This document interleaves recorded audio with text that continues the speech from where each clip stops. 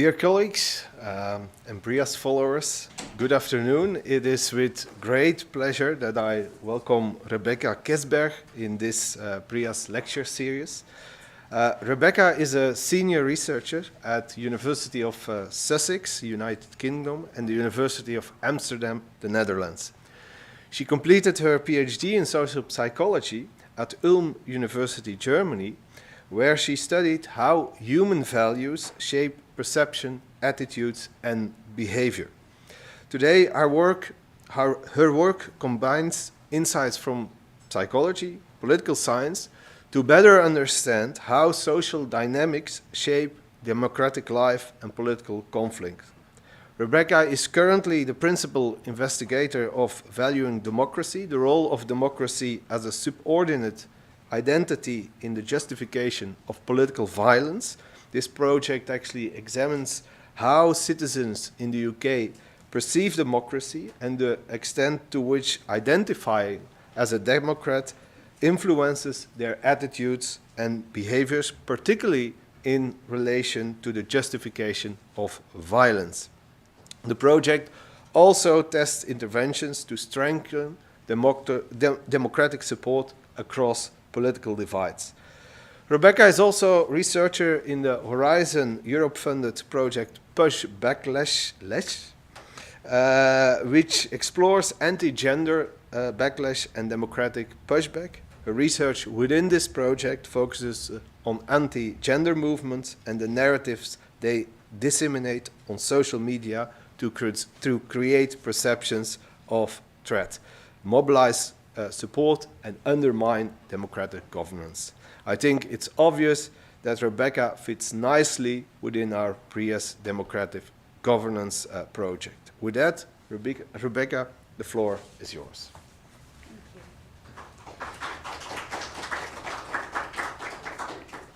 Thank you so much. I was told to stand here, but I have the tendency to walk, so if I walk away, please hold me back. It's really nice to be here and to share today. Also, I maybe should say, as it is with these lectures, you sent an abstract quite a while earlier, and then you have a few more months of research, a few more months of looking into things, and you become maybe less clear on your findings. And so I hope what I will show you today and what we'll share with you today is more like a start of potentially a conversation. I'm interested in hearing what you think, how you maybe make sense of this data, then giving you a solution to a specific problem, because I think the solution might be more difficult to find.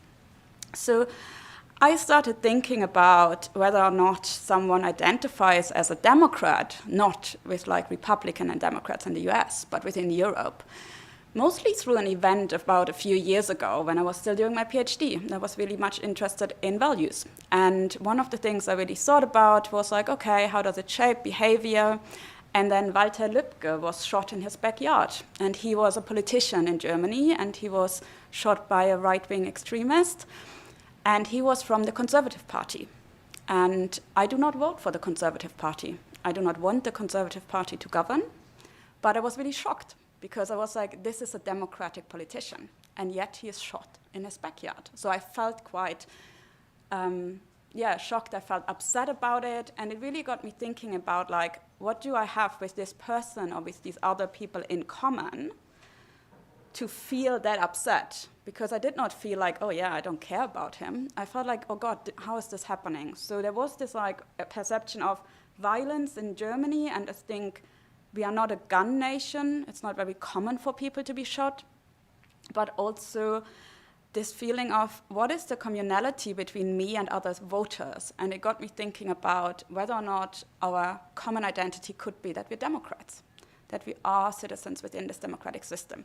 That was in 2019, and 3 years later I wrote this grant and I got some money, and now I'm not sure anymore if a democratic identity exists, but I will share some findings of it with you today. And so I think politics today, and I think everyone who's in this room knows, is very contentious. Like, we're fighting a lot, we're hearing a lot of dissatisfaction, people are not very happy, and I would just like to have a show of hands if you can think of a politician or a party you really don't like? If you can think of one, yes. Can you think of a party you really, really like? Where you're like, yes, they're absolutely fantastic. Yeah, there's one, there's a few. But I see that across my studies. So all my studies except for one are in the UK. So I'm not saying it is generalizable, but in these studies, what I do find is that if I ask people, is there any party you like or you can identify with? It is just about 70 to 75%, which is still a lot. I'm not sure if they're choosing that. But if I ask them, is there a party you hate? Over 90% of people can name at least one. They probably name multiple, but we have this perception of negative partisanship where like people are more driven by those who they do not like than by those who they do like. So I think that's quite interesting in a way of like, how do we think about politics, and is it only like a negative aspect? And if we look at like data from other findings, we do see that like overall the trust in European Union or national parliaments or national governments is quite low, and I'm sure you all know this. And I found it interesting because in this report they were saying like over half of the people in the EU trust it. And I was thinking, yeah, well, it's 52%. That still means 48% of us do not trust the EU. So it's not that high, actually. And the same if you look at like dissatisfaction, we have it growing up. So half the people are dissatisfied with democracy. And also if you think about polarization, we have a lot of studies who say like, oh, polarization is going up, especially effective polarization, where you have like in-group, out-group feelings. And the difference between how I feel about my in-group and how I feel about the out-group increases, and especially driven by more hate for the out-group. So the gap gets larger because there's more hate for the out-group. There are many, many researchers who have looked at this, and many more way better qualified than me who have done a lot of studies. But coming back to whether or not you like or you hate a politician, I find it really interesting because if we do not like anyone, do we have an in-group? Do we even exist in some in-group space if all we have are out-groups? And this is a lot where my interests came from. And I started this project for many, many reasons, but one of the core things as well was that we all know there's a lot of political attacks and events happening, and whenever you read the newspaper and the statements of politicians about these events, you know, like the attack on Trump or other attacks, we all can probably think of some. Newspapers and politicians often say like political violence has absolutely no place in our society. This is against democracy. It cannot be overstated. Political violence is never acceptable. There's no reason to ever accept political violence. Must be strongly condemned by all defenders of democracy, us as defenders of democracy. All these quotes are quotes from leaders of states who reacted in that case to the shooting at Trump. And all of them have in common that they are very much saying like, okay, there is no room for violence in democracies. And I'm not advocating for violence, I'm just questioning whether or not this is the same way that citizens see it. Is that the same way? And if there's no room for violence, why do we think that? Is that because we are democratic citizens and this is why we are like, oh, we don't want to have any kind of violence in our politics? And this introduction is a lot of like what I looked at in the last 2 years. We're coming nearly to the end. And as I said, I would love to stand here and show you a very neat set of studies and being like, we found a solution to our questions, which is not the case. But we did start out with 3 main questions, or the 3 main questions I'm talking about today. And one is, how do ordinary people construct, justify, or challenge violence? If we read about violence, if we have it, is it the same as the political leaders? Are we also saying like, oh, this is never justifiable? Then this big question of, are democracy or democratic values important and central to us in our identity? And finally, are others in society perceived to as being democratic as well? And if so, what are the consequences of that? So I would like to start with this very first question, how do ordinary people construct? Because when I look at what politicians state when there is an attack, it is always like, this is unacceptable, this is outside of a democratic realm. And I did wonder, and again, I'm leaving this up to your imagination, if you think of a politician you really don't like, and if you think of a politician being hurt, what would you feel? Many of us would say, yes, I would feel very sad, but maybe some of us can also think of examples where it would be like, okay, I wouldn't support it, but I wouldn't maybe cry. I'm not saying you should, I'm just saying that the way we think about these politicians. So what I wonder is, how do ordinary people think about it? And the way that we looked into this was by analyzing media comments. So I live and work in the UK, and we didn't choose any incidents, real-life incidents that were shooting. We chose a lot of those incidents we saw in the forerun of the election 2024, where people threw milkshakes, eggs, anything you have in your cupboard was thrown at politicians. And also reports showed that more and more politicians in front of it, in the uprun to the 2024 election in the UK, reported more intimidation, more harassment, and similar forms of attacks. So in that case, for example, this is one of the articles we looked at, and this is Nigel Farage. And then we looked at these comments, and here was 119 comments. And so what we basically did, we extracted all these comments and we analyzed them we're still analyzing them, we're redoing it.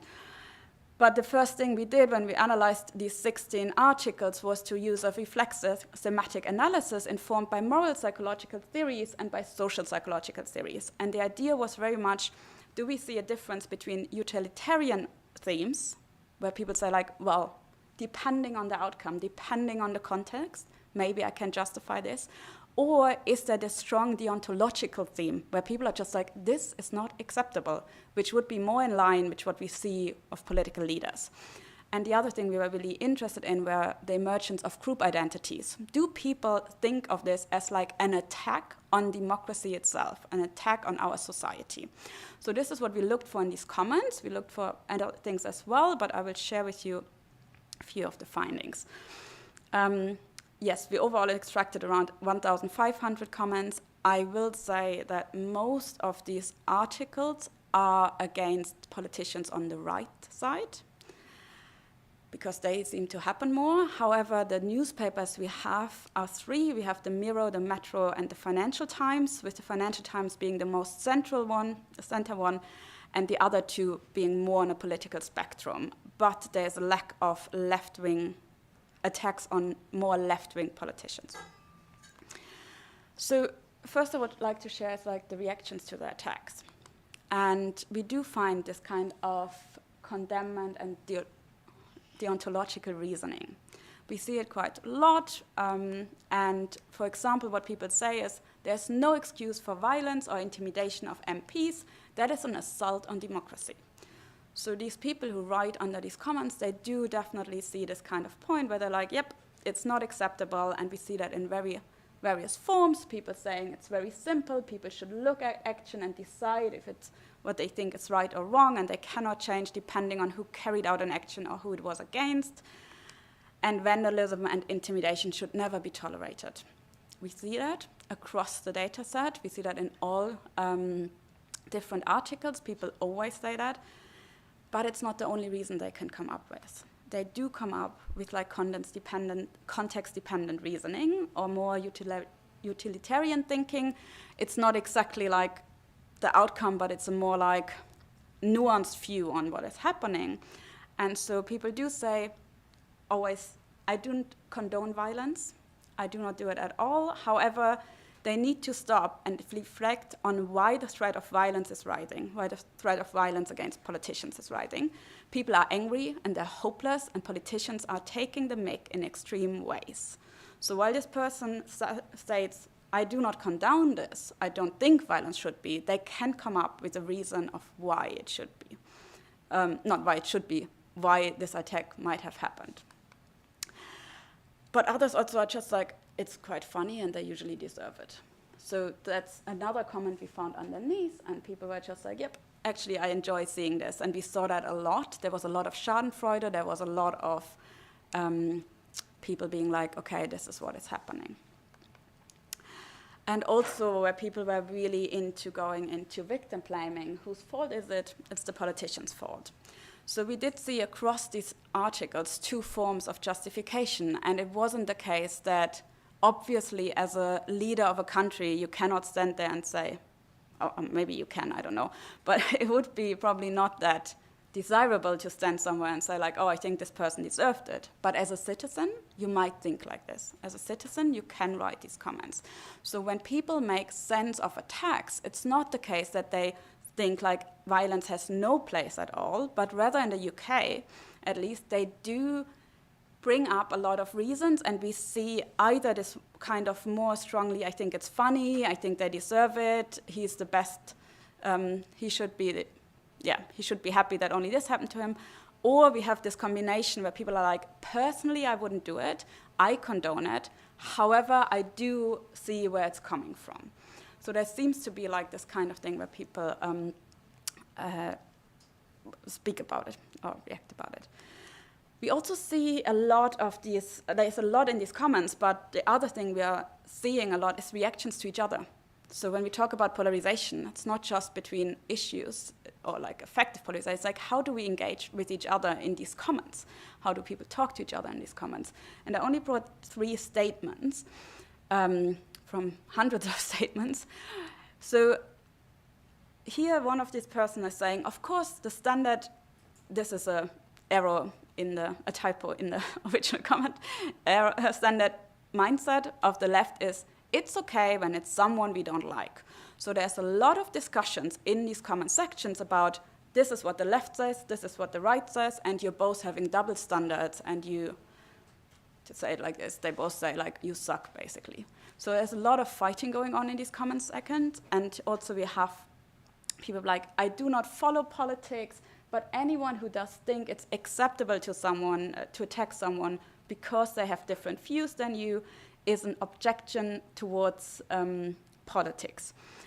You are supporting a dictatorship. So if you have like some reasons to say, oh, I think this person deserved it, then they're like, oh, this is very extreme, you should never say it. And the same we see here, where people again point out this double standard of, oh, if it were a Labour MP getting this treatment, you would have a different opinion. And then they say, like, strange how you never see conservative voters behaving like this. And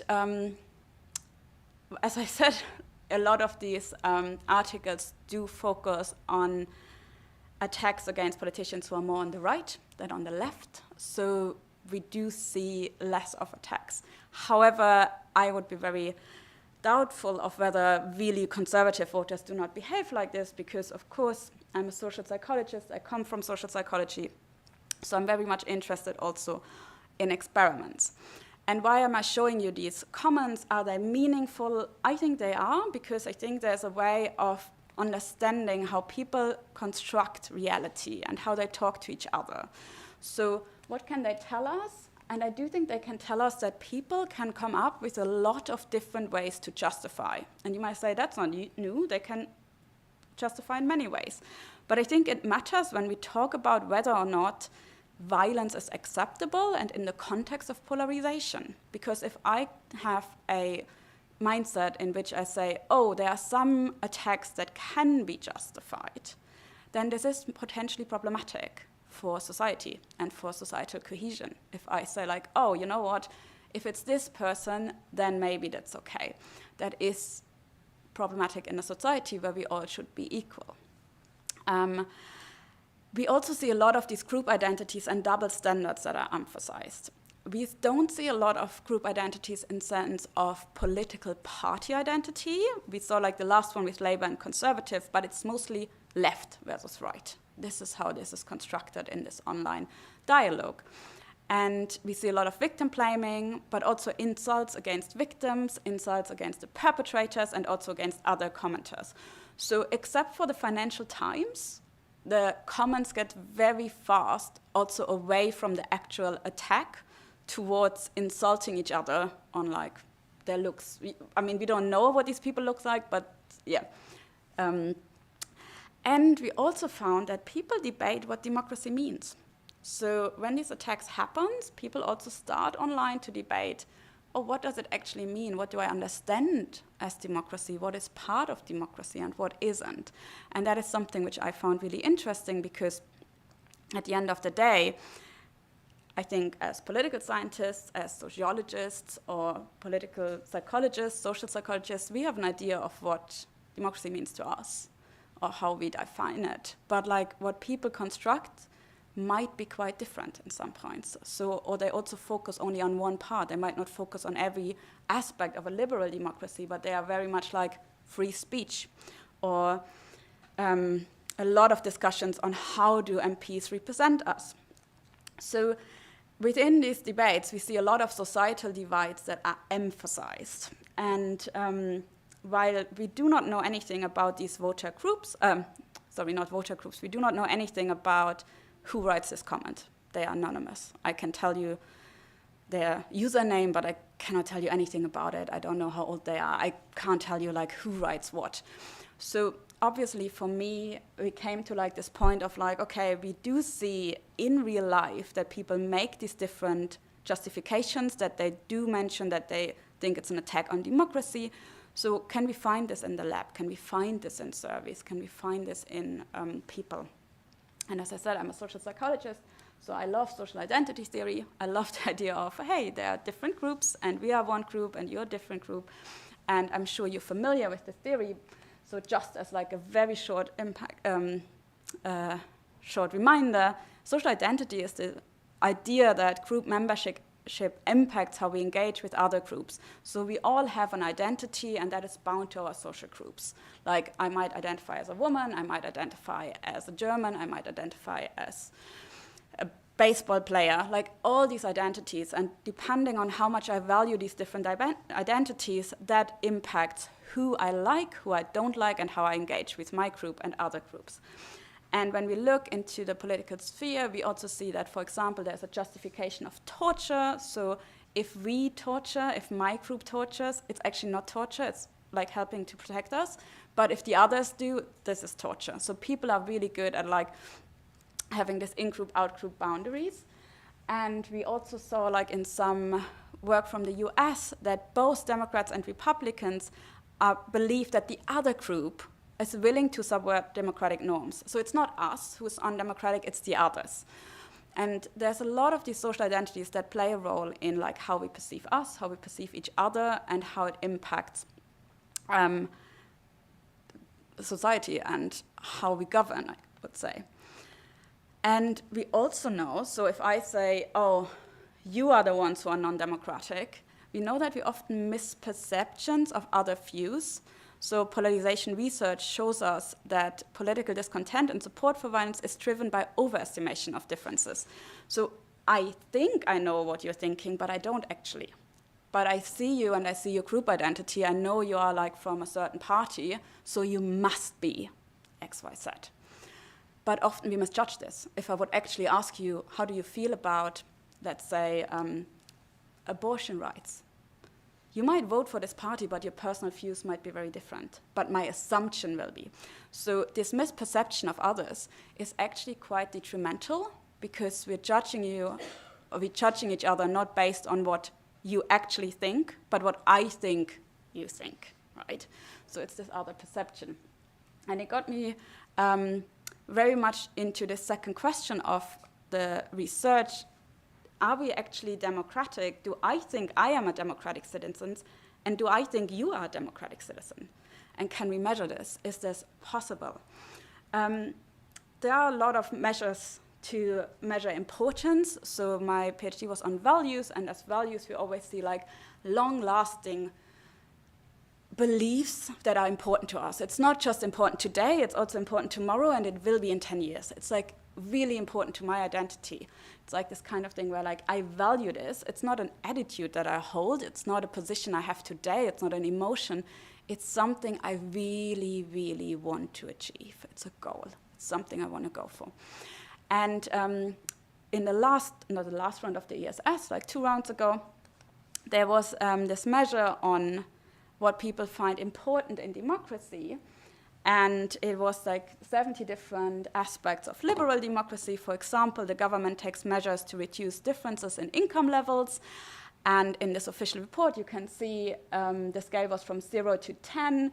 So people are very much saying, oh yeah, this is important. Or the court treats everyone the same, it's very important. National elections are free and fair, it's very important. So if you ask people on like these standard measures of what they think it's important, they basically think all of it is important. So we could just say, problem solved, people think democracy is important.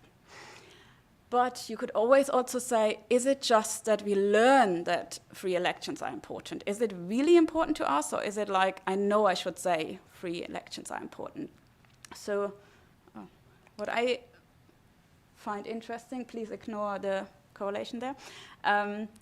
So in one study, or in the first study we did, we actually asked people, can you tell us why democracy is important? We didn't ask them, write this scale. We were like, oh, can you please tell us, why do you think democracy is important? And somebody said, like, yes, it is important. Well, we first asked, like, do you even think it's important? And this person was like, yes, it's because it allows citizens to have a say in politics, it makes society fairer, it protects individual freedom, and ensures government accountability. Or this person said, yes, it gives you a sense of having some input in how the country is run. So when people are asked, do you think democracy is important? Without giving a definition, they actually say yes. They say, yes, I think it's important, and here are the reasons why. And these reasons go very much in line with what was measured in other studies. But then we also asked them, is democracy a central value of yours? Do you value democracy? Can you tell us how strongly you agree with that this is a central aspect of what you do? And what we saw is that people, again, across 4 studies, the pink one is satisfaction with democracy. On a scale from 1 to 7, it was around 4. People are not that super satisfied, and you can see it's quite widespread. But when we ask people, is democracy a value you hold? Is this important to you? They say mostly yes. We don't find a lot of variance. We don't find a lot. People just say like, yes, I love democracy. It's great. I'm a democratic citizen. These two are correlated. So we do see that the more you value democracy, the more satisfied you are, but it's not the same. So your satisfaction with democracy might change more, and we see that across studies, than your value of democracy actually. And I will run through it just very quickly, because people then often ask me, okay, who are these people who value democracy? Any idea? Anyone, any inclination? Who would say I value democracy? No inclination? Interestingly, it was men who said more likely they value democracy, which I did find surprising. And it was higher educated who said they value democracy more, but they didn't have any difference in satisfaction. There was no group difference in satisfaction, but there was the difference of them saying, I do value it more. And also older individuals were both more satisfied and value it more.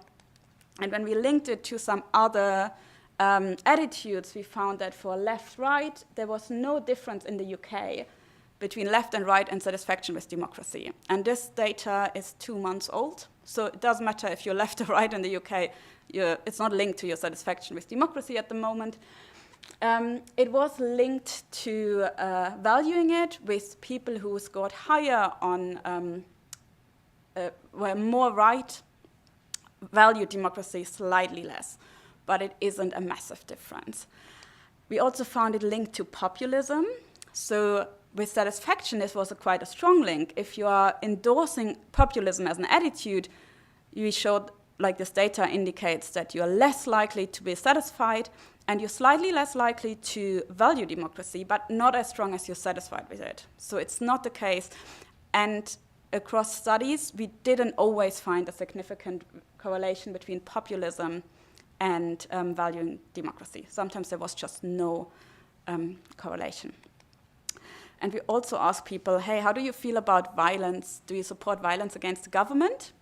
And there we found the strongest correlation. So if you support violence against the government, you are very likely to not value democracy. And I did, again, find this quite interesting, because there can be this idea of, oh, does that mean if there is a non-democratic government, we should just let it stay? I will leave this for a question at the end. But yeah, that is what we found. And then, of course, you can say, okay, so we know people maybe they just say they value democracy. Does it even matter? And I will come to that in a few minutes. But first, we also asked them, okay, there are other people in society. What about them? Do they value democracy? And when we looked at it, you have on the left side, yes, left side, you have the satisfaction, and on the right side, you have value. And we found like a very typical effect where people think of themselves as like more democratic and more, surprisingly more satisfied than others, but especially, so people think I'm very democratic and others are democratic as well, but not as much as I am democratic, right? So I'm the optimal democratic citizen. And again, it was the way you think about others. We found that lower educated think others are more satisfied, which could give you like this idea they are the winners, the others are the winners of democracy, maybe they benefit more. Older individuals think others are more satisfied and they value democracy more. We didn't find any correlations between political orientation or populism and what you think of others. It's not the case that people who score high on populism did think, oh, these others are not democratic or they are democratic. There was just no link. For violence against government, we did find it. So if you are supporting violence against the government, then you think the others are less democratic and you think they value democracy less and they're also less satisfied. And of course, if we think of others, this is quite a big group. Who are these others, right? And I was talking about social identity. Who do we mean? Who do we include? So here we split it by, can you tell me how these different political party members think about it? If you're a supporter of the Labour Party, do they value democracy? Can you think of somebody who supports the Conservative Party? Do they value democracy? And what we found is across these people that basically across the Conservative, Green, Labour, and the Liberal Democrats, there was a slight trend up, but there wasn't really a big difference. But across people agreed like reform, the mean was lower. But you can see it's quite widely spread.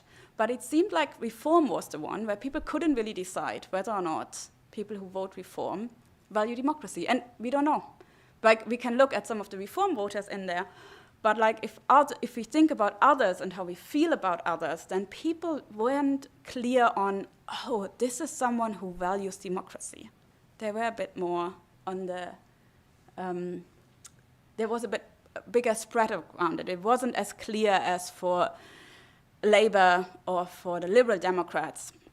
And in another study we did, we also found that especially the Conservatives thought everyone else was also democratic. Wasn't the case for Labour, they didn't like the Conservatives. But in general, we found like always this thing that for reform, it wasn't really clear when you asked them if somebody supports reform, is this a person who values democracy? People weren't that clear on it. But we didn't find any difference on social demographics. There was nothing in there if we asked them.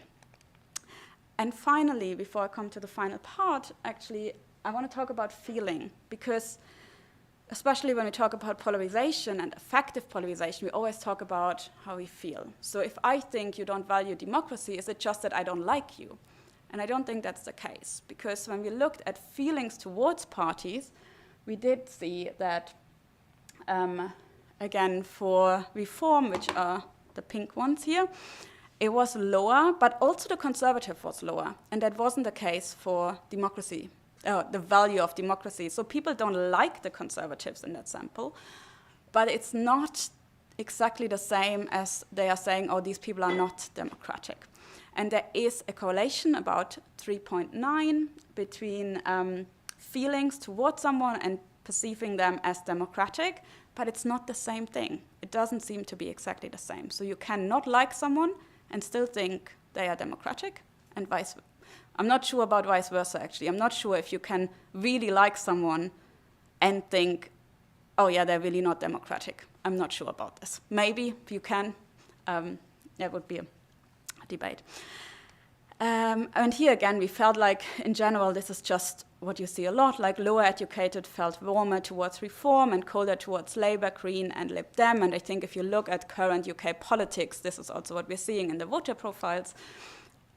Older individuals feel warmer towards reform and conservatives. Women feel warmer towards the Green. And with left-right orientation, it was basically the strongest predictor because in both directions, as you would expect it, it was over 60. So if you are more right, you like conservative and reform more. If you're more left, you're more likely to like, you feel warmer towards the Liberal Democrats, the Green Party, and the Labour Party, who would be more on that side. But now I've showed you, I apologize, also a lot of these kind of graphs, and I want to come to nearly the end. I'm nearly done.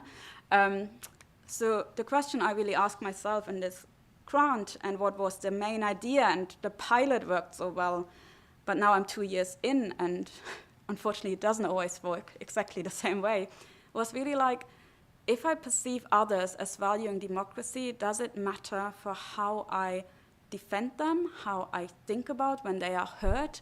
Is it the case that if I think you are also a democratic citizen, then it's not justifiable to hurt you? But if I think you are not a democratic citizen, you are maybe even a threat to democracy, is it then okay to maybe hurt you? I'm not advocating for it, just to say. I'm just saying this is what I was interested in. And there's this really famous picture. Has anyone seen this picture before? Yes. This is Danuta Danielsson, and she hit a neo-Nazi over the head at a march in Sweden in the 1970s, 1960s. I always find it, I can still say it, like she and I, we have the same age, which always fascinates me when I look at this picture. Not saying anything. So, and if we think about this democratic perception and hurting each other, I think for a lot of us, we would agree that neo-Nazis are not part of the democratic spectrum. Should they be heard? I'm not saying this. What I'm saying is, the question is, where do we draw the line between someone who's a part of a democratic spectrum and who's not? And potentially, if I look at this picture, or if others look at this picture, they might find it, experience more schadenfreude or more other things if it's a neo-Nazi compared to having there someone from the Labour Party or someone from the Conservative Party, because the perception of this individual who gets hit, who gets harmed, is different. And so we did a lot of experimental studies, hoping to find the same effect again and again as we did in the pilot. And the way we did it was online, so we mostly used prolific samples, and we asked them, like, hey, you've been called in for jury service, and you have like to do a certain, this has happened. So what happened is basically somebody poisoned food at a political party event, and then people read about an out-group, an in-group, or a neutral group. And these groups were based on your own ranking of politics. Like if you said, oh, this is the group I absolutely hate, then this was your out-group. If it's the group you really like, it was your in-group. And if you were like, I don't really care about this group, it was the neutral group. And then we told them, like, Joe, what he did, he put like really strong laxative in the food. And this is not fatal. There's no reason for this to be fatal. Some of them we told also about rat poison, but mostly about laxatives. And we said, like, Joe is guilty. He has done this. And this is, in the UK, would be accused, like, attempted assault. So your job is to decide how much he should be punished. And the idea, the hypothesis behind it was, if it is an out-group, and especially an out-group where you think these people are not democratic, then maybe you don't punish Joe. That was our thinking, or my thinking. It was like this kind of idea, okay, if people are not perceived as being part of democracy, you're not going out to hurt them, but if you see them being hurt, maybe it's more justifiable. And I will start with like the main effects very quickly, because I think this is a good sign for democracy. We did find that people punished out-group a bit less, but honestly, they punished everything, especially when we gave them rat poison. People were just like, this is unjustifiable. So I think it's kind of good. Like, we did find that, like, people punished the in-group when the in-group was hurt a bit more than when the out-group was hurt, but it wasn't a massive difference that we expected. Especially in the first study we ran after the pilot, nothing was there, and we were like, okay, apparently hurting others is not okay, and that's a good thing. I'm not saying it's a bad thing. So we did one in the UK and one in Germany, but we also asked about the sympathy for the perpetrator. And there we found it a bit stronger, that if the out-group is hurt, you find it a bit more acceptable. And we found this both in Germany and in the UK. But again, overall, people were just like, it's not acceptable, you shouldn't do that. And in that way, I think it's quite good. And now coming to this final part, so what I think about is kind of how do I think about others in the form of a superordinate identity.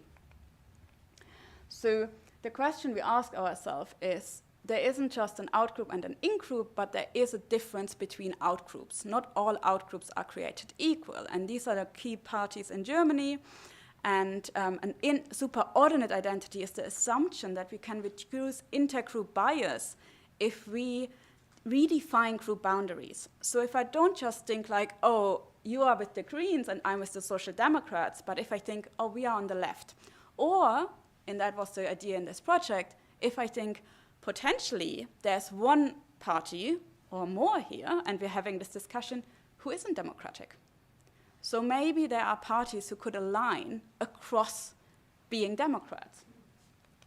And so instead of having a group where you have like, oh, it's the triangles against this other set, you could also be like, oh, we are all the democratic parties, and maybe there's one that isn't. So that was really much the idea. And so what I would like to show you now, then I'm nearly done, is the perception of oneself and others in relation to democracy in these judgments. So it is this data from like where we ask people to judge whether or not Joe is guilty. And we included the predictor of, is that big enough? I don't know, of own democratic value and others. So here you have people's own democratic value, and this is in the UK. And where you can see it did matter whether or not you were an in-group or an out-group or neutral group, but it really mattered for the judgment whether or not you value democracy. So if you value democracy, if you think of yourself that you are someone who values democracy, you punish harder and you find it less acceptable. And it didn't had anything to do with who was the target. It didn't matter who was the target. If you value democracy, you're punished harder. We also found an effect of feeling towards the target, but not about the target's perceived democratic value in the UK. So if you feel positively about the target, there was a slight tendency to find it more acceptable, but it didn't really matter in the UK that much. It was very much driven by, who am I? Who am I? And if I value democracy, I punish harder. And political orientation, you can see on the very end, it did matter, but it didn't matter as much as your own perception of valuing democracy. And then here's the German data. And here it was a bit different. And there might be many reasons for this. So what we found is democratic value again mattered, not really for punishment, but for sympathy. But in the German data, we did find it way more that people's perception of the democratic value of the victims did matter. So if you think they are very democratic, then you have less sympathy and less acceptability of this crime. It didn't impact punishment. And I think one reason for this difference is that in Germany we do have a very salient debate on whether or not a certain party is democratic and should be excluded. So this is a different way of thinking about it, because in the UK, when I first applied for this project, people were like, oh, there is no party that's not democratic. But in Germany, this is a different discussion, and I think in many other countries, that's a different discussion. And here we also found that feelings mattered way more, and left and right mattered way more. So it seemed like in Germany, this impact of your own orientation mattered way more. Okay, so we did this, and then we thought, like, let's do it again in the UK with more people, and we will find the same thing again. And we didn't. And so I'm not sure what's happening. I will come to my conclusion in a minute, but this is another study. And instead of telling people this is your out and in group, we switched it and we just gave people any kind of party. The reason being that, as I said at the beginning, nearly only 70% of people could identify an in-group.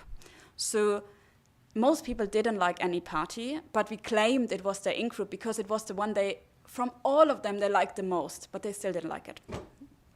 So we did it again. And we did find again in the UK, we did find in the UK that own democratic values mattered a bit, but not as strong as they did before. And the target suddenly mattered more. And between these two studies are 9 months.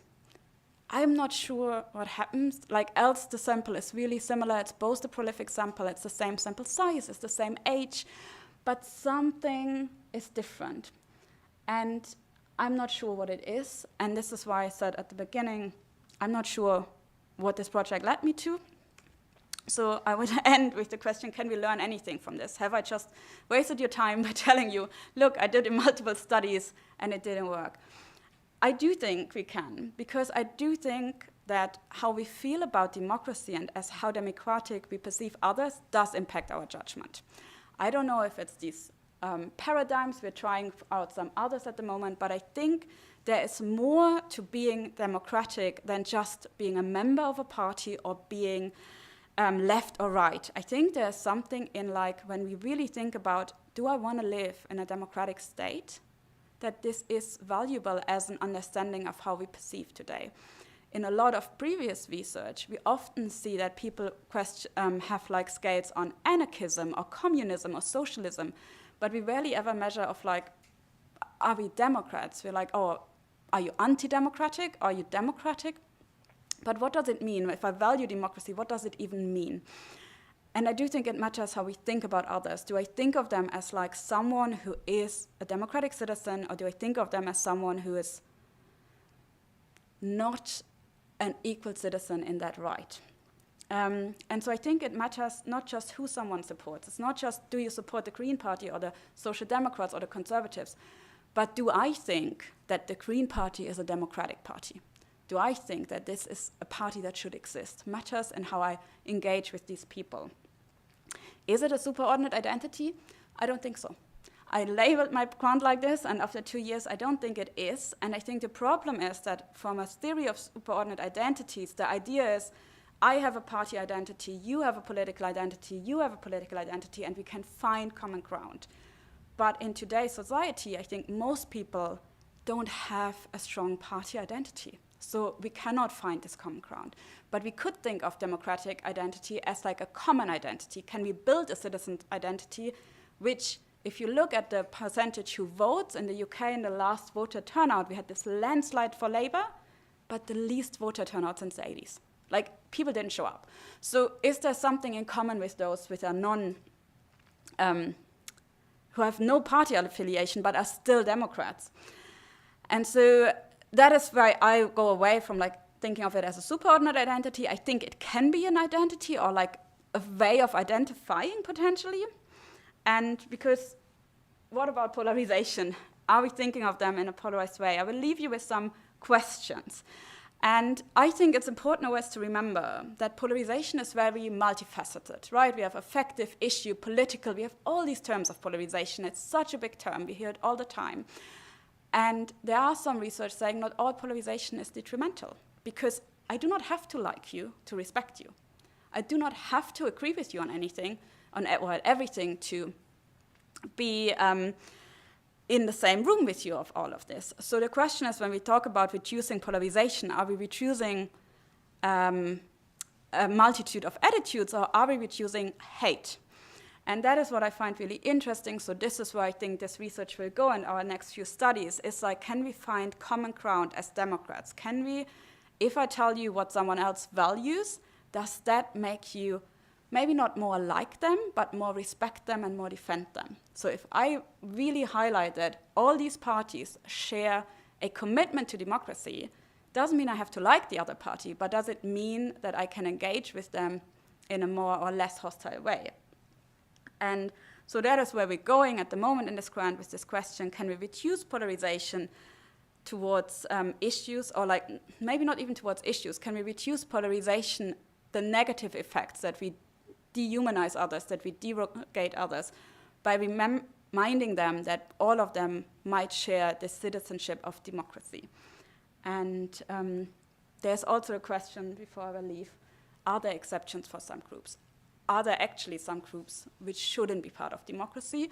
That's just a question which we also pose to people of like, okay, who should be included? And with that, I will stop. Thank you. Sorry, that was very long.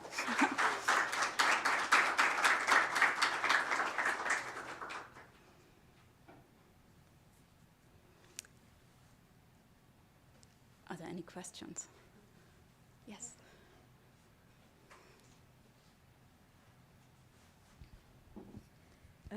Thank you, Rebekka. I really loved your presentation, and it's quite impressive what you did.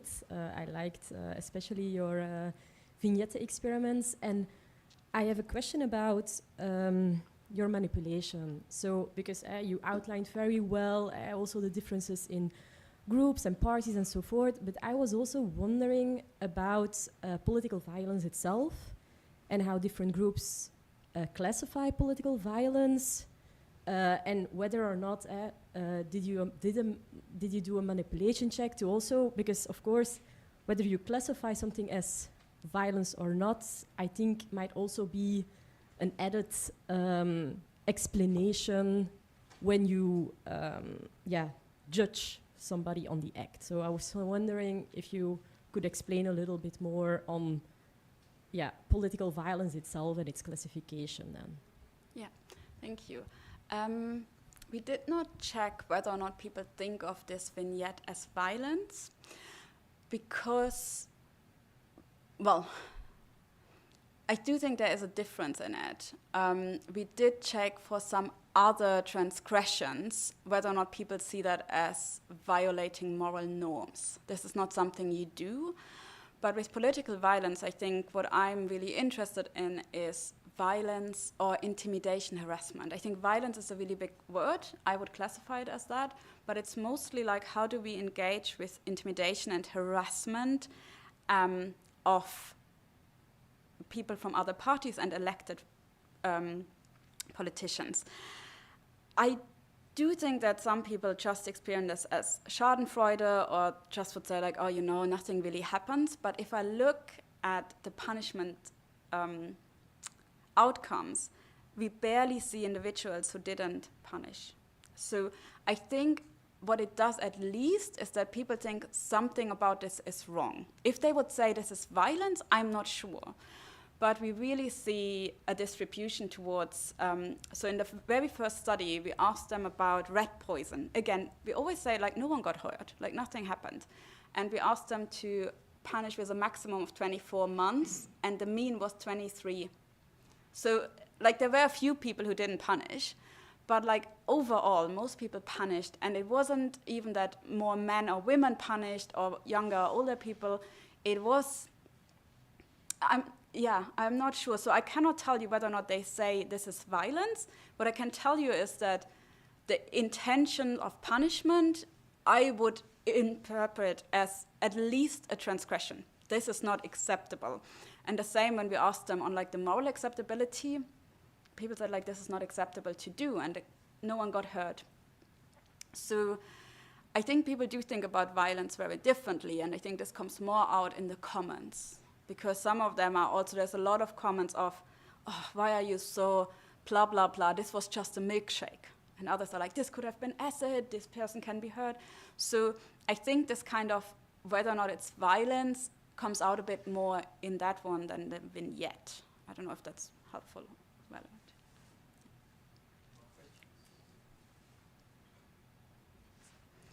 Thank you. I really love the presentation. It's also nice to see all these studies, right?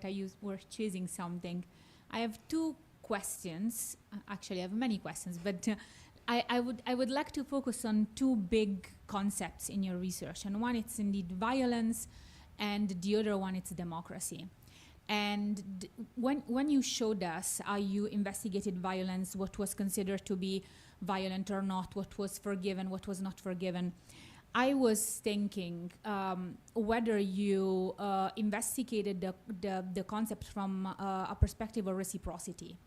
So I think that probably when you see a politician, you said a democratic politician, so somebody who never harmed anybody, right? That maybe we don't like, or they did something that was a bit morally but there was no physical violence involved. Whether in people's minds it's unfair that they don't get the same, right? They get physical violence. I think that if you go around and ask people, would you kill Putin, you would get kind of different answers, right? Because it's there is physical harm being done to people.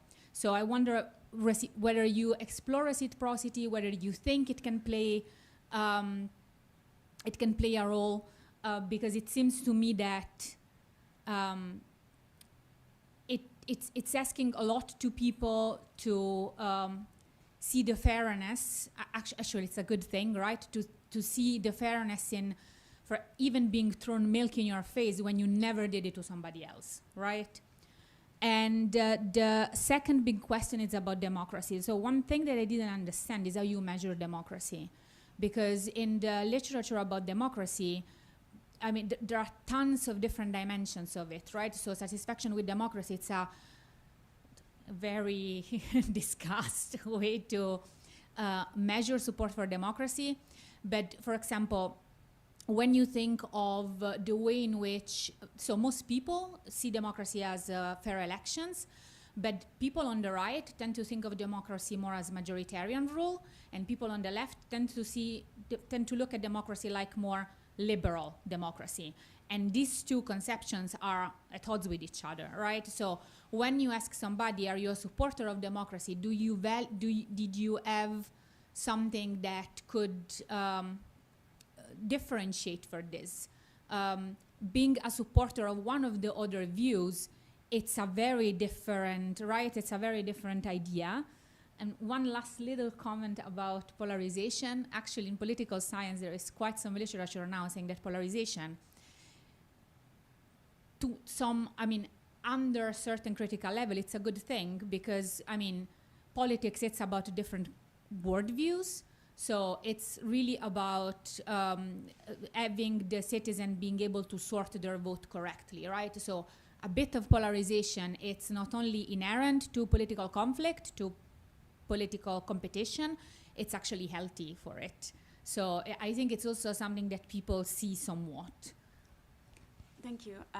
Yeah, I completely agree. And I think we see it in political science literature, we saw it in some social science literature as well, where they were like, actually, polarization is good because this also means you are caring about something, right? So I don't think that polarization is necessarily bad. I think it sometimes has or used to have like a bad reputation, but I don't necessarily think of it like this.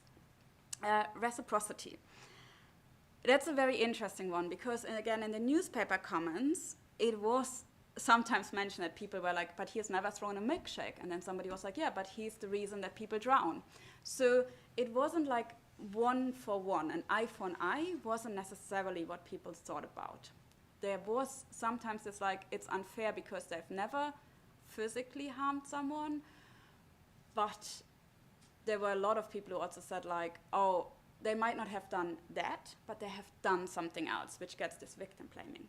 In the experimental studies, we ask people, and I'm not sure if that goes into reciprocity, but we also ask them to rate their perceptions of how violent these other people are. Because we thought like, oh, maybe it's kind of a preemptive strike. Maybe you punish someone or you don't mind if someone gets hurt because you think they are going to hurt me. But that wasn't the case. So we asked them like, oh, this group, are they very violent? Do they support violence? Do they do this? And it didn't matter for people's punishment. We also asked them, do you think this is a populist group or something like this? It also didn't matter.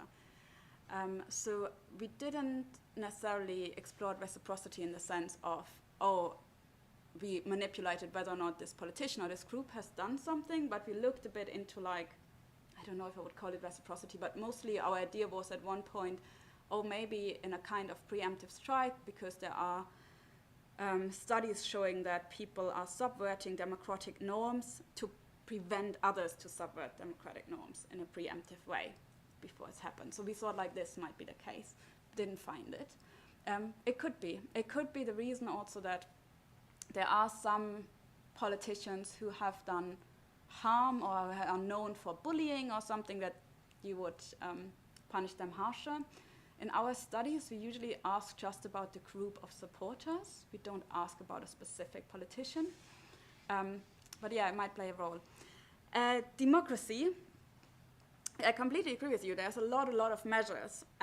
The way I think about it is from a social identity approach where people are asked, is that central to you? I don't know what they think about when they say that. What I know is that across different party lines, across different age and gender groups, there are people who just say, yes, I value democracy, and it might be the majoritarian rule, or it might be a different form. So the question we asked them about, the satisfaction one was the classical one, are you satisfied? The democracy value one was 3 questions where we asked them, I am a supporter of democratic government, or it's important for me to have a democratic government. Democratic values are central to my identity, and democratic values are important for my life. Something, I think it wasn't for my life. Sorry, I can look it up and share it with you. So we didn't really ask them, like, what kind of democracy do you endorse? What do you think about it? Because the idea was, at that point at least, it was like, it's not about, are you thinking of free elections or are you thinking of this? Do you think about it more holistically? I did have a study where I asked them about all these different aspects, and it didn't predict anything. And I think, I'm not sure why, but you find what you name, that some people are more finding free elections important, others are finding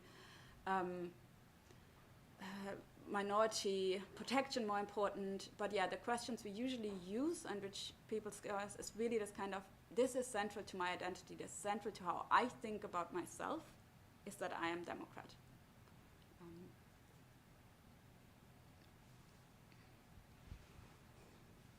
Hi, also thanks for the presentation. I really enjoyed everything, actually. And I have some questions that I think are related to what's been asked before, but maybe in a different direction a little bit. And I'll try to be coherent, but I'm also still thinking, so I don't know if I will be.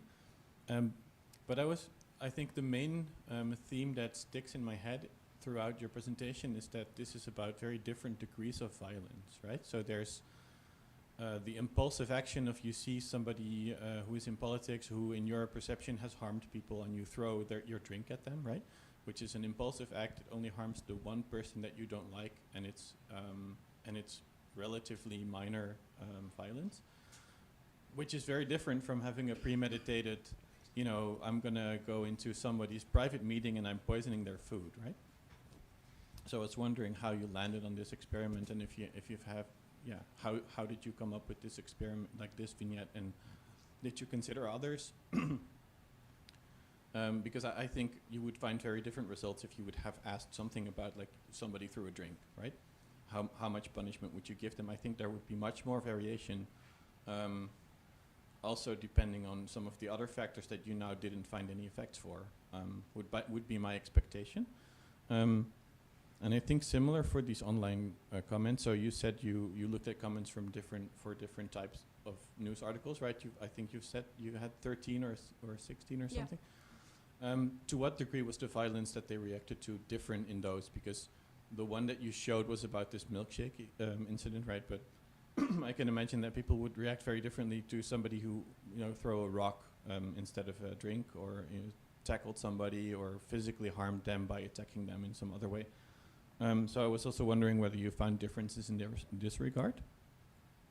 And my final thoughts are also on democracy, because I think it's, and I want to reiterate what's been said before. I think it's more central to your question how they conceptualize democracy. And the one example that I'm thinking of is, you've showed in this graph, right, that Reform was the only party where people thought maybe they're not so democratic, right? And to me, coming from radical right research, is that the radical right parties, or parties classified as such, often use democratic lingo to say things that many other people would really definitely not think of as democracy. But people who vote for these parties do think this is democracy, right? So there's a very different conception of what democracy is. And another example is how people in the EU are now talking about democracy shield, right? Like all of the left wing and center parties are agreeing that we should protect democracy by limiting some speech online. And the radical right parties are classifying this as actually an attack on democracy and free speech, right? Yeah. So to me, this maybe the people who vote for reform would think of themselves as democratic, whereas they are the outlier. So in this type of experiment, if you ask everybody the same question about which of these parties do you think are democratic, because their conception is different, everybody else says, no, they're not, right? Even though they would probably say, we are the only truly democratic party. So yeah, these are some thoughts that I had. I hope you have answers to these things. I have ideas. I don't know if I have answers, and I hope I remember everything. So across the articles, most of them were throwing stuff at others, or protesting in front of their house and writing intimidating emails. We didn't have it because it was all in the run up to the 2024 election in the UK. We didn't have any shooting, stabbing, and so on, and we didn't want to include it because it is extreme. We didn't see a massive difference in like the kind of, except for when it was protesting in front of the house. So people felt like the moment somebody crosses into the private life of a politician, that was problematic. So there was a difference in that. But I would need to look up how many articles were on this. I think there was only 1 or 2. But this was something where people were like, when they were on campaign trails, there was like a slight difference of like showing up and having the private address of someone. I think there is a difference. And there definitely is. I wouldn't say all of these are created equal. We thought like it would be great to have exactly the same incident across the different parties, but we didn't go and throw milkshake at people, right? So we couldn't create this. The other question, God, I forgot that one. Oh, the experiment. So we started with a different experiment. We started for the pre-test with a trolley dilemma, where we asked people, hey, there's 1 person or 5 people, who do you want to save? And we mixed it up with all the different parties, and we asked them, who do you think should be sacrificed or not? And we did find there as well that people are most likely to sacrifice someone they don't see as democratic and save someone who they see as democratic if it's 1 to 5.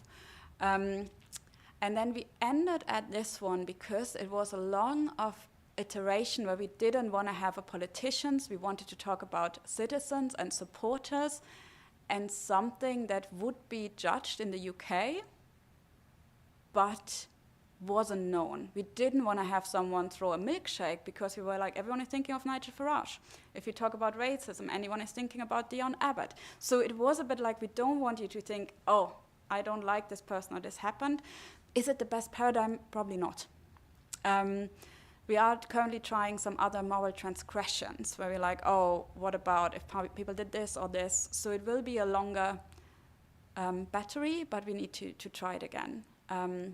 And the third one, I find it really interesting, and I completely agree, because I think also with coming from a different background, I think often as like, oh yeah, something you just value and something you just like.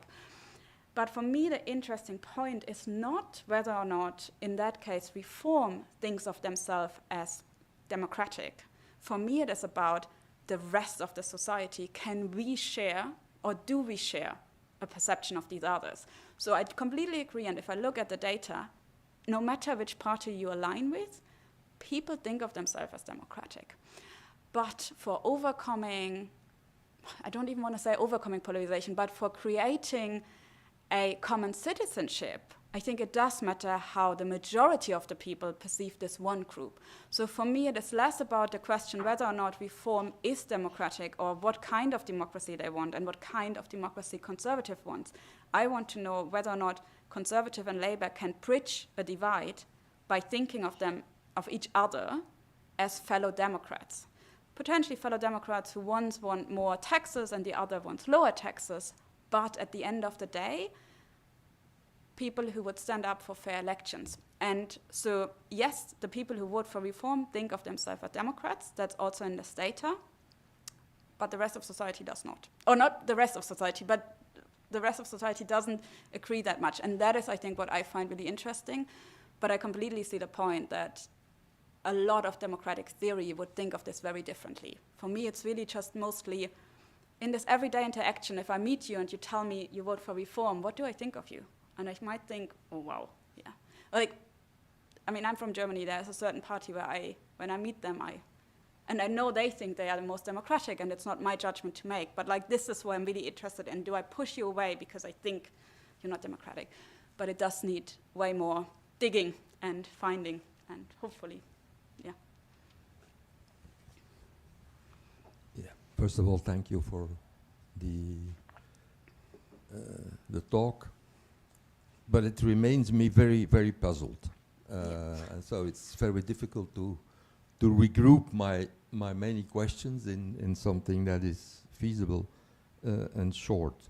Now, the first thing that puzzles me, of course, is the wording. And I really, I mean, the shift between different concepts in the analytic framework is really puzzling me. I mean, is a value, is that a feeling or an opinion, for instance? How do you define identity? In my view, identity is a relationship, is how would I say, is structured by identification and is depending on what is on offer as the identities. And then it is, of course, in the end, naturalized and expressed as if it is an inner expression of a core identity. But the whole thing is so feeling, opinion, values, identities. I mean, in the analytic framework, I see a lot of shifting or blurring of the concepts. And for me, there is a radical difference in relationship to democracy between opinions and feelings, for instance. I don't think democracy should, but that's a normative point of view, should be related with feelings and more with opinions, with arguments. So that's one category of that that's puzzling me. Then I have a problem with the sources, the empiric basis, because first of all, use of media, as if the media really report on opinions or feelings of people. Whereas I think you can only approach the media as a source to have a discourse analysis as a narrative of those who produce the media, which is the writers, basically, which is the gatekeeping function of the media. I don't think you can assume that the media reflect an outer reality in a scientific way, and that you can just use them to express feelings of people, and mostly not of ordinary people. I don't know what ordinary people are as opposed to what special people. So the use of the media. And my third final question is about violence, because I'm a bit puzzled by the violence that we speak of and that is documented is the violence between, you could say, between citizens, between people. Whereas, of course, one of the central definitions of democracy is that legitimate violence is related to the state. That is part of the democratic conception. That is that violence should be excluded of social relations and monopolized by the state. Now, the use of that violence is problematic today. So the question of whether we live in a democratic context or not is, amongst others, measured by, for instance, the use of police violence, and especially in Germany and Britain, around Palestine, for instance, around the conception of terrorism, around what is legitimate violence. There is a lot of democratic debate that is not, how would I say, mediated by a social contract, because there is another aspect of the whole system today, that is that, let's say, in the post-war building of Western liberal democracy, it was based on a social contract where polarization was contracted between the labor movement and you could say the employers. There was a redistribution mechanism that was sold as the general interest. Today that does not exist anymore, and the only social contract is trickling down effects of, let's say, economic operations, and then you have social impacts of that. So my problem there is that in the research and in definitions, I really think that the use of state violence, legitimate violence, and the legitimation of that violence, war, for instance, today, that is affecting a lot the opinions of people and the question, the difference between values in general and then satisfaction or not. I think that a lot of people are dissatisfied not because of the other political currents, but because of the state, because of what is above the society and political parties. And that should be part, I think, of the explanatory framework. So to resume, I'm puzzled between the use of different concepts, then the question of the use of media as reporting reality in a certain way, and then the question of the discussion on violence and the definition of legitimate violence. Thank you. It's good to be puzzled. I'm happy I got you thinking. And there's many, many very important and valid points in there. I will start with the media. I use the term ordinary citizens here mostly to reflect this difference between someone who is commenting in a official manner as the head of state towards an attack, and somebody who logs into a media site and adds a comment. So this is what I mean with ordinary. Whether or not this is the best term to use it, debatable. But it was mostly to be like, this is not a journalist who wrote these comments, and this, might be a journalist, I don't know. These are people who sit at home, logged in, and commented on this newspaper article. Are they reflective of the whole society? No, because a lot of people will never comment on this. So I use this not as to say, this is how everyone everywhere thinks about it, but I do think it's an insight into how some people think about it. And what we found interesting in it and why we did it, we wanted to understand more broadly, okay, do people mention democracy at all? Because it seemed to us that a lot of these things came up, people, like politicians especially, was like, oh, this is an attack on democracy, this is an attack on this. But if you comment as a normal citizen, if you log in, how do you discuss this topic? So this is where I came from. But of course, the media is a different aspect, and people who do not comment might think about it very differently. We're having some interviews with people, but it was mostly this idea, can we see, besides a survey, what is happening in these discourses? Are people reacting to it? And I think every method has its ups and downs, and this is the way we wanted to do it. We planned to do it on Twitter. We didn't because of the restrictions of access to data. So, of course, it's limited also because not all newspapers allow you to look at it, but other newspapers, also like The Guardian, they don't even allow comments under articles which have violence against politicians on it because it gets so heated. So for us, it was an insight into how people discuss, but potentially a very specific way in how people discuss it. Yes, there's a massive debate also online and in some of these articles which escalates towards state violence, especially in the UK, especially around the genocide, and especially about the right to protest and Palestine action. We saw that a lot.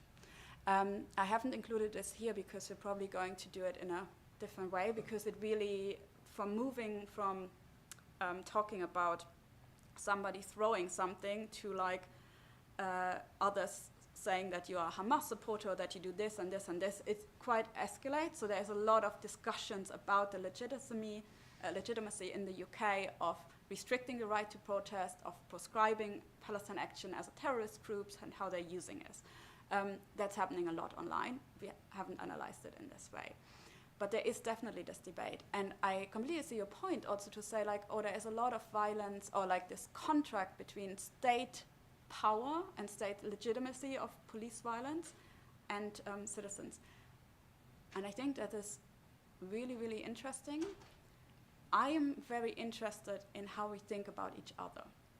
So I'm less interested, and I think that's a question of debate and research interest. I'm very interested in how I treat neighbors, how I treat people I have everyday contact with. And that is where this research, I think, emerged from. And you might say, like, that's not as interesting as other aspects, potentially, but that is where I came from, this question more of like, how do I see not the state violence or not the politician necessarily only, but how do I see this person next to me who votes for a party I do not like? Do I include them? So that is, like, I see all your points, but like for me that is, that's the question where I come from. Values, so it's not an opinion and it's not a feeling. And I do know that different disciplines define it differently. In psychology, it's often defined as an enduring, everlasting goal, like a long-term goal. What do you strive for? What do you value beyond the immediate effort? And it's usually something very vague. And it's something like freedom, equality, self-direction, openness. And there's a lot of discussions about it, but it's not like whether or not you believe that elections should be free and fair, but it's more broader than this. And that has definitely a problem in it, because people think of all kinds of things. So for me, I came from this aspect of not like, are we supporting, are we satisfied with it, but do we think this is something which is valuable in a sense of this has inherent importance, it's something to strive for. But I understand your point. But yeah, I would say in social psychology or in psychology, we more often talk about values and we distinguish it from a belief which can be right or wrong. You know, the earth can be flat or not. That's not a value you hold. This is a belief about something. And an attitude, which is more towards a direct, a specific concept. But I completely see your point that, like, for me, like, coming from a value theory, it's like this kind of, yes, this is something really big we're striving for. And it's, yeah, I wouldn't say it's a feeling. It's more this question of, do you think this other person, if you think of like your partner or like someone you work with, do we share the value of open conversation? Do we share? And so what I think about is, if I met this other person, do they share the value of democracy? Does it need better definition? For sure. I don't think it's necessarily a feeling. But yeah, I will think, thank you. I will take all of this and think about it. And maybe if I see you the next time. My critical view is, of course, that people know me. I'm very critical about the disciplinary organization of academia, thinking that through disciplines you can isolate an object and produce truth about it. So we might be critical about the use of only psychological reference systems to address which is broader than just psychology. 100%, and I think it's also like critical debate and comments are so important, and I think like your point's also very much to this. So I'm doing these studies over a course of a year and they don't line up, and maybe that's a system problem. Maybe because the things were different just after the election than they are now. So, you know, like, or with prescribing the Terrorist Act, maybe this all impacts it, and I haven't looked at it. But yes, as a social psychologist, I have the limit of always thinking on like, oh, look at these little individuals and groups. I think you had one more question that I have forgotten. Sorry, if I remember.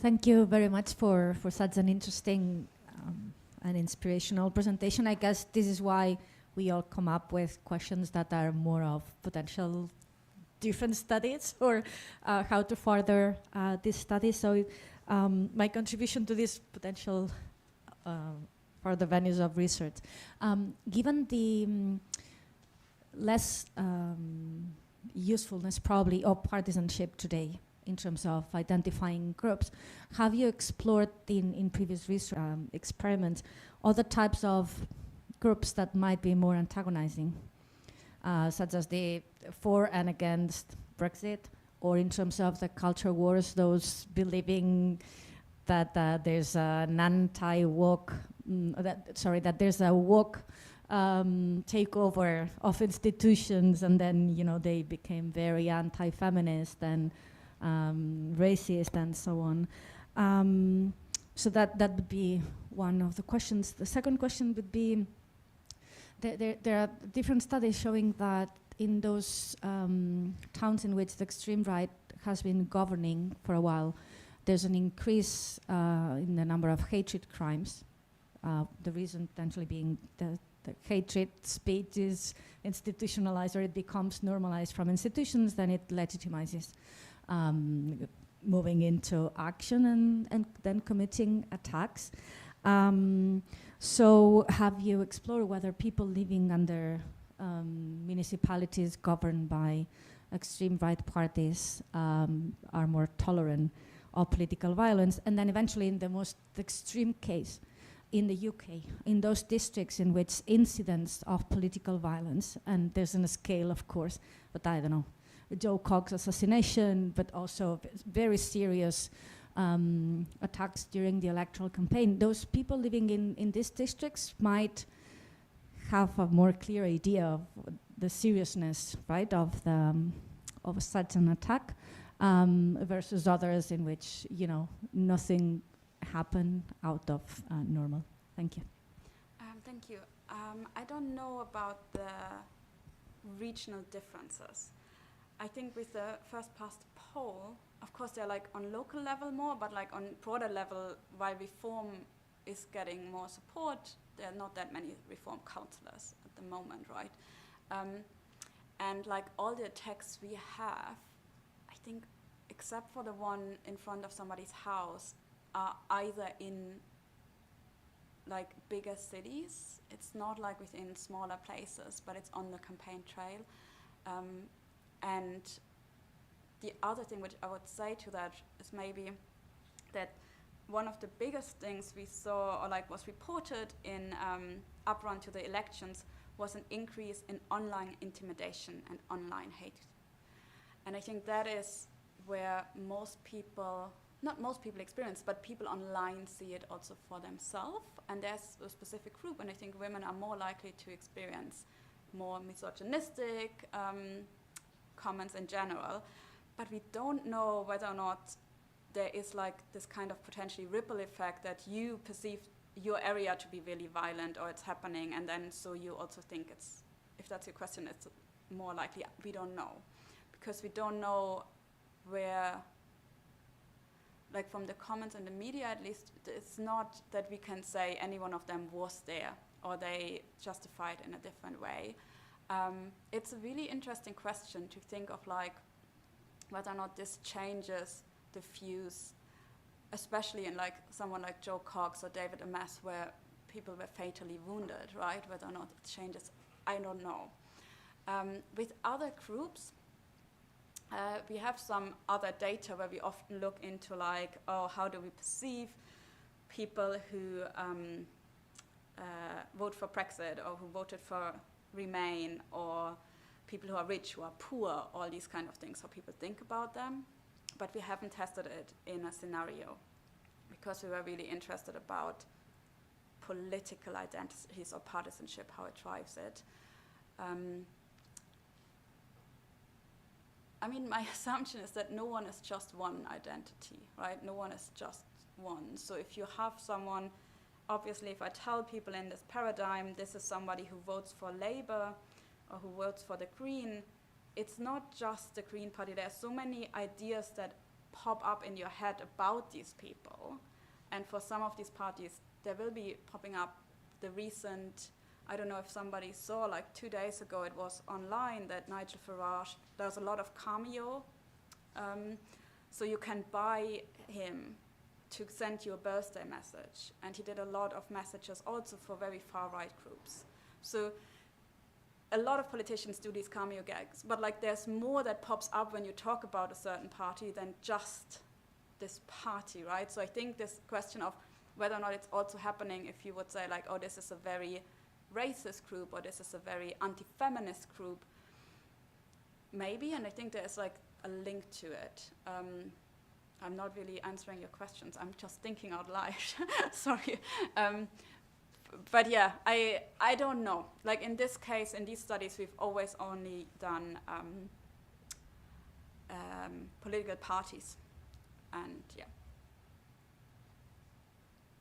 We do know across all studies, also the studies we run before this project, that for example, if you ask people, what do you think of politicians in like effective, like on a feeling thermometer, they don't even need to know where the politician comes from, which party, they always hate them.